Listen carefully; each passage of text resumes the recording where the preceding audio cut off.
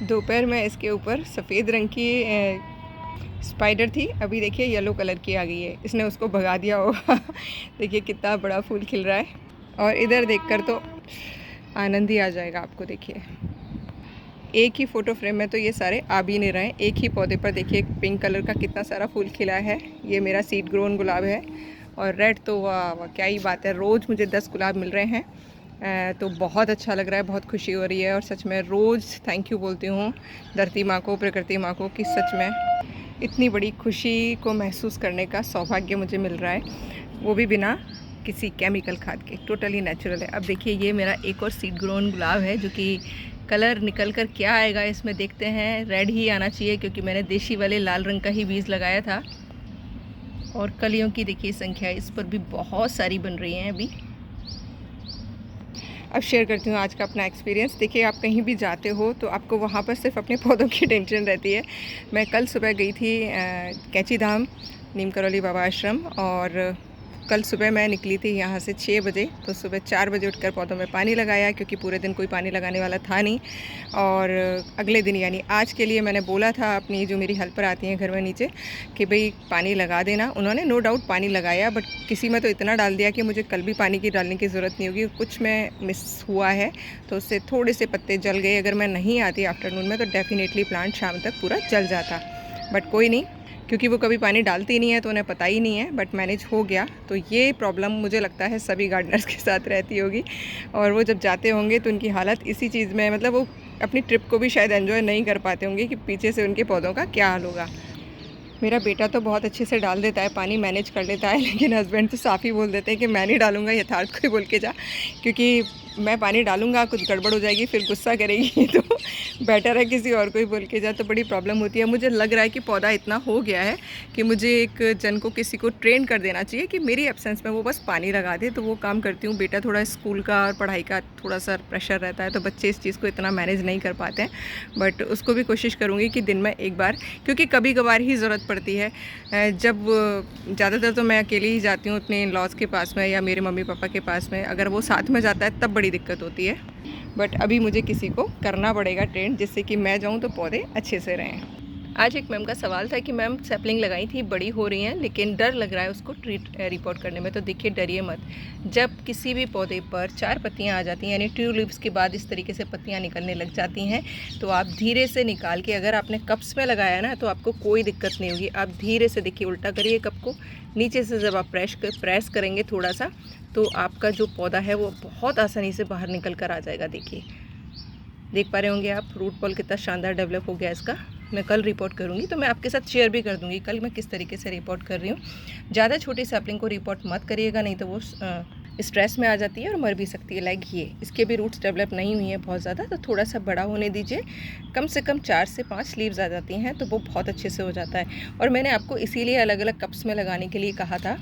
और कप्स नहीं खरीदने तो देखिए, ये तो मैंने कार्डबोर्ड जो आता है उसके चौकुर चौकुर पीस करके एक इस तरीके के फूड कंटेनर में अलग अलग करके कोकोपीट डाल के लगाए थे, और देखिए सब कितने अच्छे से जर्मिनेट हो गए हैं। तो फ्री के जुगाड़ भी हैं। इनसे बस फ़ायदा यही होता है कि जो पौधा है उसकी रूट्स डिस्टर्ब नहीं होती हैं। जब एक साथ सारे पौधों को लगा देते हैं ना, तो रूट्स डिस्टर्ब हो जाती हैं और शॉक में जा सकता है पौधा। इस वाली तरीके से कोई शॉक में नहीं जाता है, आप आराम से लगा सकते हैं। लगाने का टाइम आप शाम का चुनेंगे, क्योंकि अगर आप सुबह लगाते हैं तो पूरे दिन का जो हीट जनरेट होता है, मौसम गर्म रहता है, तो आपके पौधे को शॉक लग सकता है। अगर आप शाम के समय लगाएंगे 4-5 बजे के आसपास में, तो पूरी रात ठंडी मिल जाती है रूट्स को सेट होने में, पौधे को सेट होने में, और वो बिल्कुल शॉक में नहीं जाता है। जैसे देखिए, मैंने अभी ये मॉर्निंग ग्लोरी का रिपोर्ट किया था, तो ठीक है, मैं पॉट पहले ही भर के रख देती हूँ, आपको पता है पॉट भर के रखा था। और उसके बाद में उतनी ही जगह इसमें बनाई थी जितना कि मुझे ये सैपलिंग लगी हुई थी कोकोपीट में। जगह बनाई, कोकोपीट वाले जो ये सैपलिंग थी इनको अच्छे से उसमें रखा धीरे से, और चारों तरफ से मिट्टी लगा दी। एक बार पानी डाल दिया, क्योंकि ऑलरेडी पानी डला हुआ रहता है। उसके बाद सिर्फ, क्योंकि देखिए रूट्स को डिस्टर्ब नहीं करना होता है, तो सिर्फ एक दिन आप शेडी एरिया में रख लीजिए। मैं पेड़ों की छांव में ही रखती हूँ, बड़े पेड़ों की छांव में। एक दिन आप इसे रखेंगे तो ये सेट हो जाएगी, और फिर चाहे जैसा पौधा जिस तरह की रिक्वायरमेंट का है, मतलब जिसको धूप ज़्यादा चाहिए या कम चाहिए, उस हिसाब से आप अपने पौधे को रखना शुरू कर दीजिए। आपका पौधा बिल्कुल सेट हो जाएगा, कोई स्ट्रेस में नहीं जाएगा, आप आराम से लगा सकते हैं। मैं कल शेयर भी कर दूँगी आपके साथ किस तरीके से लगा रही हूँ। और किसी ने पूछा था आज कि मैम आप वहाँ से क्या लेकर आए, तो देखिए मैं कहीं जाऊँ और पौधा ना लेके आऊँ, ऐसा हो नहीं सकता है। तो वहाँ का जो जंगल वाला एरिया था, हल्द्वानी से लेके नैनीताल तक का, वहाँ पर ये पौधा लगा हुआ था। मुझे पता था कि ये पौधा खांसी के लिए रामबाण औषधि है। इसको अड़ूसा या कालाबास बोला जाता है। कौन कौन किस किस को ये पता है कि ये खांसी की रामबाण दवा है, वो प्लीज़ कमेंट बॉक्स में ज़रूर करिएगा, और जो यूज़ करते हैं वो भी प्लीज़। तो मैं इसकी कुछ कटिंग लेके आई हूँ, क्योंकि कटिंग से बहुत इजीली हो जाता है, बीज से हो जाता है। मैं कुछ 1-2 ब्रांच रूटेड लेकर आई हूँ, और बाकी का सारा कटिंग से लगा के कोशिश करती हूँ। डेफ़िनेटली हो जाएगा, मुझे पता है। और जिनके पास है वो प्लीज़ कमेंट बॉक्स में ज़रूर बताइएगा, क्योंकि मैंने कभी यूज़ नहीं किया है। और भगवान ना करे यूज़ करने की ज़रूरत पड़े, खांसी हो ही ना किसी को, लेकिन फिर भी ऐसी मेडिसिनल जो प्लांट होते हैं वो घर में ज़रूर लगाने चाहिए। देखिए मेरा पिछले 3 साल का एक्सपीरियंस रहा है, बहुत शानदार वर्क करते हैं ये। अगर आप बिलीव के साथ करें, आपको किसी भी एलोपैथी की दवा की ज़रूरत नहीं पड़ती है। तो शेयर करूँगी इसका आगे का। एक जो वाइट प्लांट शेयर किया था वो भी लेकर आई हूँ, लेकिन लगेगा या नहीं लगेगा ये आगे के शेयर करूँगी। अभी तो मैंने ये पानी में डाल के रख दिए थे, अब इनको एक एक करके लगा दूंगी। एक कड़ी पत्ता बहुत उगा हुआ था, कोई बड़ा पेड़ होगा जिसके बीज गिरते होंगे। मेरे पास ऑलरेडी कड़ी पत्ता है, लेकिन एक मेरे साथ मैं हमेशा करती हूँ, कहीं भी जाती हूँ मेमोरी के रूप में एक चीज़ ज़रूर लेकर आती हूँ। तो ये कड़ी पत्ता अभी तो मैंने ये रूटेड ही है, पानी में डाल के रखा हुआ है। इसको भी लगाऊंगी, जिससे इनमें से एक भी प्लांट मेरे पास बच जाता है तो हमेशा के लिए वो मेमोरी में शामिल हो जाएगा।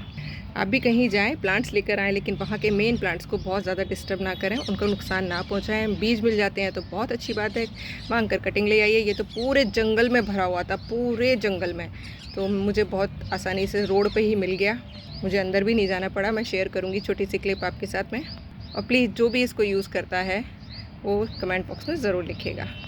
ऑर्नामेंटल प्लांट्स उगाइए, लेकिन औषधीय पौधे भी अपने गार्डन में ज़रूर शामिल करिए, बहुत शानदार वर्क करते हैं।